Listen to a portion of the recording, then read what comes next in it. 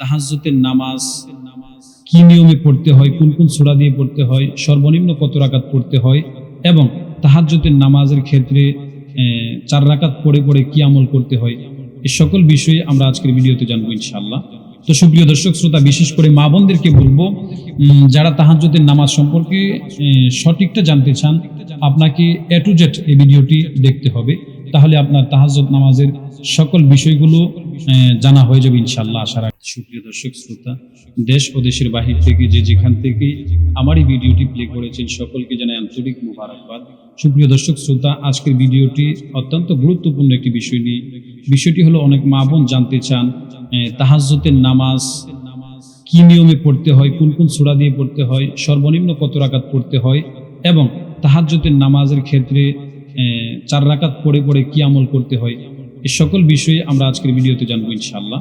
তো সুপ্রিয় দর্শক শ্রোতা, বিশেষ করে মা বোনদেরকে বলবো, যারা তাহাজ্জুদের নামাজ সম্পর্কে সঠিকটা জানতে চান, আপনাকে A to Z এই ভিডিওটি দেখতে হবে। তাহলে আপনার তাহাজ্জুদ নামাজের সকল বিষয়গুলো জানা হয়ে যাবে ইনশাআল্লাহ, আশা রাখি। তো সুপ্রিয় দর্শক শ্রোতা, প্রথমেই বলে নিচ্ছি, তাহাজ্জুদের নামাজ আগে আমাকে বুঝতে হবে এটা কি সুন্নত না নফল না ফরজ। তাহাজ্জুদের নামাজ কেউ কেউ নফল বলে থাকেন, আবার কেউ কেউ সুন্নত বলে থাকেন। এটা অত্যন্ত গুরুত্বপূর্ণ একটি আমল। আল্লাহ রাসূল সাল্লাল্লাহু আলাইহি ওয়াসাল্লাম বলেন, তাহাজ্জুদের নামাজটা এত গুরুত্বপূর্ণ ইম্পর্টেন্ট একটি আমল, আমার উম্মতের যদি কষ্ট না হতো আমি তাহাজ্জুদের নামাজটাকে ফরজ করে দিতাম। আল্লাহ রাসূল, যিনার ডানে বামে কোনো গুনাহ ছিলেন না, তিনি এত গুরুত্ব সহকারে তাহাজ্জুদের নামাজ প্রতি রাত্রিতে পড়তেন, কখনো মিস করতেন না। আল্লাহ রাসূল সাল্লাল্লাহু আলাইহি ওয়াসাল্লাম বলেন, আমি তাহাজ্জুদের নামাজটাকে এতটাই পছন্দ করি কারণ এটি হলো আল্লাহ তাআলার নৈকট্যপ্রাপ্ত হওয়ার গুরুত্বপূর্ণ একটি আমল। আর এই পৃথিবীতে যত বড় বড় মনীষী, পীর, মাশায়েখ, বুজুর্গ হয়েছেন, আল্লাহর ওলি হয়েছেন, গাউস কুতুব হয়েছেন, তাহাজ্জুদ ছাড়া কেউ হতে পারেন নাই। নারী হোক পুরুষ হোক, অবশ্যই তাহাজ্জুদের আমল তাকে আল্লাহ তাআলার নৈকট্যপ্রাপ্ত বানিয়ে দিয়েছেন। তো সুপ্রিয় দর্শক শ্রোতা, প্রথমে বলে নিচ্ছি, তাহাজ্জুদ নামাজটা আপনি নফল নিয়ত করবেন। প্রথমে আপনাকে নিয়ত করতে হবে। এভাবে নিয়ত করবেন, যেহেতু আমরা বাংলা ভাষাভাষী মানুষ, আমরা এভাবে নিয়ত করতে পারি। যেহেতু এটি নফল নামাজ, আপনি এভাবে নিয়ত করতে পারেন, আমি 2 রাকাত তাহাজ্জুদের নফল নামাজ আদায় করিতেছি, আল্লাহু আকবার। এই বলে আপনি হাত বেঁধে ফেলবেন। হাত উঠিয়ে যখন তাকবীরে তাহরিমা দিয়ে হাত বেঁধে ফেলবেন, হাত বেঁধে প্রথমে আপনাকে সানা পড়তে হবে। সানা পড়ে আউযু বিল্লাহ বিসমিল্লাহ পড়তে হবে। এরপরে সূরা ফাতিহা পড়বেন। সূরা ফাতিহার সাথে যেই সূরাটা আপনি পারেন, কথার কথা আলাম তারা থেকে সূরা নাস পর্যন্ত 10টি সূরা। এখানে আপনাকে সুন্নত তরিকা হলো উপর থেকে নিচে নেমে আসা। আলাম তারা থেকে নিচের দিকে নাস পর্যন্ত সর্বশেষ সূরা হলো সূরা নাস।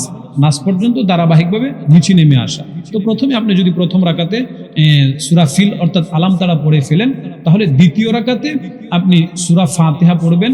সূরা ফাতিহার পরে যে কোনো একটি সূরা যেটা আপনার সহজ মনে হয়, সূরা ইখলাস পড়লে ভালো হয়, কারণ আল্লাহ রাসূল সাল্লাল্লাহু আলাইহি ওয়াসাল্লাম বলেন, তোমরা যদি সম্ভব হয় নফল নামাজে বেশি করে 1-এর অধিক 10 বার হলেও পারলে পড়ো সূরা ইখলাস। কারণ সূরা ইখলাস আল্লাহ তাআলার পরিচয়পত্র। আল্লাহ তাআলা সূরা ইখলাসকে অত্যন্ত মহব্বত করেন। যারা সূরা ইখলাসের আমল করে, আল্লাহ রাসূল সাল্লাল্লাহু আলাইহি ওয়াসাল্লাম বলেন, একবার যদি কেউ সূরা ইখলাস কুল হুয়াল্লাহ সূরা পাঠ করে, তার আমল নামায় 10 পারা কোরআন খতমের সওয়াব দেওয়া হয়। কেউ যদি 2 বার পড়ে, আল্লাহ তাআলা তার আমল নামায় 20 পারা কোরআন খতমের সওয়াব দেয়। কেউ যদি 3 বার পড়ে, আল্লাহ তাআলা পুরো কোরআন তিলাওয়াত করে খতম আদায় করার সওয়াব তার আমল নামায় দান করেন। তো সূরা ইখলাস আপনি চাইলে দ্বিতীয় রাকাতে পড়তে পারেন।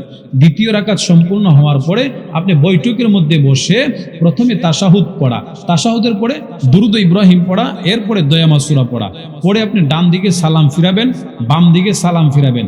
ফিরানোর পরে আপনার নামাজ সম্পূর্ণ হয়ে যাবে। তো সুপ্রিয় দর্শক শ্রোতা, এখন বুঝার বিষয়, কয় রাকাত করে পড়বেন? হ্যাঁ, 2 রাকাত করে, 2 করে 4 রাকাত, 2 রাকাত শেষ করে আবার 2 রাকাত শুরু করবেন।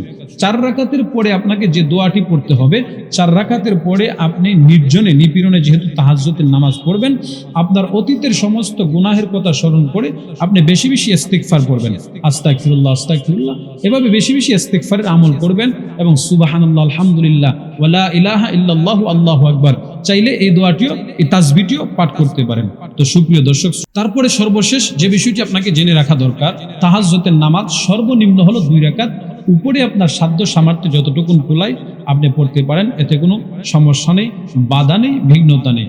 তো সম্মানিতা দিনী মা ও বোনেরা, আপনাকে আমাকে যদি আল্লাহর নৈকট্যপ্রাপ্ত বান্দা বান্দি হতে হয়, তাহাজ্জুদের নামাজই কেবল পারে, শেষ রাত্রির শেষ রজনীর কান্নাই কেবল পারে আপনাকে আমাকে আল্লাহর নৈকট্যপ্রাপ্ত বান্দা বান্দি বানিয়ে দিতে। আল্লাহ রাসূল সাল্লাল্লাহু আলাইহি ওয়াসাল্লাম বলেন, এমন 3টি আমল আছে যে 3টি আমল কোনো বান্দা করলে আল্লাহ তাআলা তাকে দ্রুত বিনা হিসাবে জান্নাতে পৌঁছিয়ে দিবেন, নিরাপদে জান্নাতে পৌঁছিয়ে দিবেন। এর মধ্যে একটা আমল হলো আফসুস সালাম, মানুষকে সালাম দেওয়া, অতঃপর রাত্রির বেলা নামাজ পড়া, বিশেষ করে কিয়ামুল লাইল। আল্লাহ তাআলা রাত্রির বেলা নামাজকে বেশি পছন্দ করেন, অর্থাৎ তাহাজ্জুদের নামাজকে। তাহাজ্জুদের নামাজ যে যত বেশি পড়তে পারে আল্লাহ তাআলা তাকে তত দামি বানিয়ে দেয়। এজন্য মা বোনদেরকে বলবো, আসুন আমরা আমাদের সামর্থ্য অনুপাতে তাহাজ্জুদ নামাজের পাবন্দি করার চেষ্টা করি। আল্লাহ তাআলা তৌফিক দান করুক। ওয়া আখির